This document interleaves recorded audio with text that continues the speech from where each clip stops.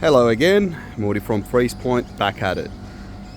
Probably thinking this is a ZX. It's a standard DOL. There's no digital control on this at all, other than the fan speed control and monitoring of the high pressure, low pressure, and the rest of it on your standard Dixel display.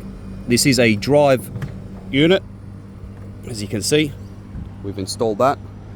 This is a single phase low temp.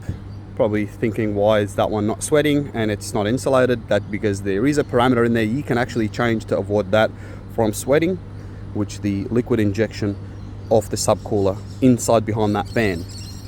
Probably thinking, yeah, but it's there for a reason. No, it's absolutely, you don't need it. If you got the correct superheat back to the compressor, which is below 20 superheat, that is frozen up, we have an EXV on it, so it's working like a treat.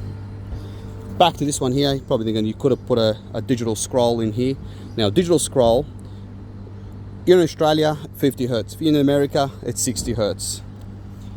Now, your capacity on that compressor will only be from 10 to 100%. So if it's a 10 kilowatt, it'll be a 10 kilowatt, no more than 10. If it's a 50 hertz, now it's a 60, you get a little bit more.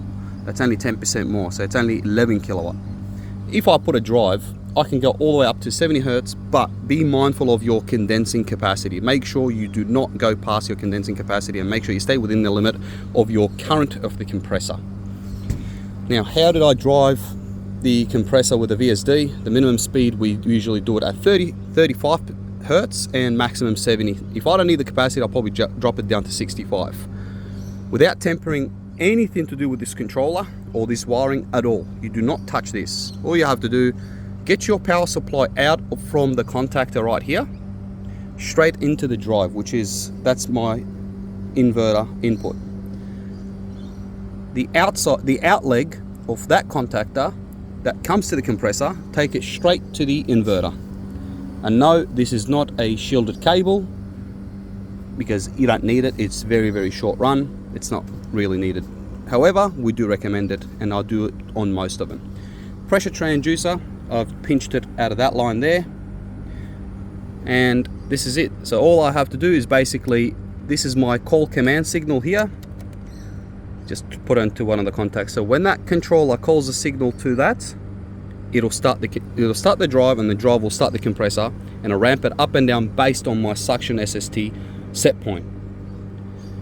Now, most important thing, we've got this inhibit because we're just doing the firmware update, and it has been successful. So I'm just going to go in here for a second and just make sure my maximum speed is 65, because I already got a default setting in there, and my minimum is 35. And I definitely get a lot more than 60 hertz, obviously. 2 second start, 3 second ramp down.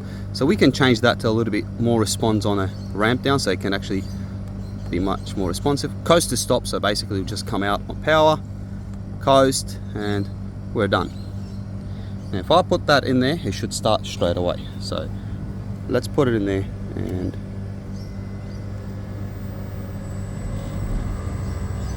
absolutely no noise. So 61 hertz. So we've got a frequency skip in there. There you go. I'll screw this in. Should be right to go.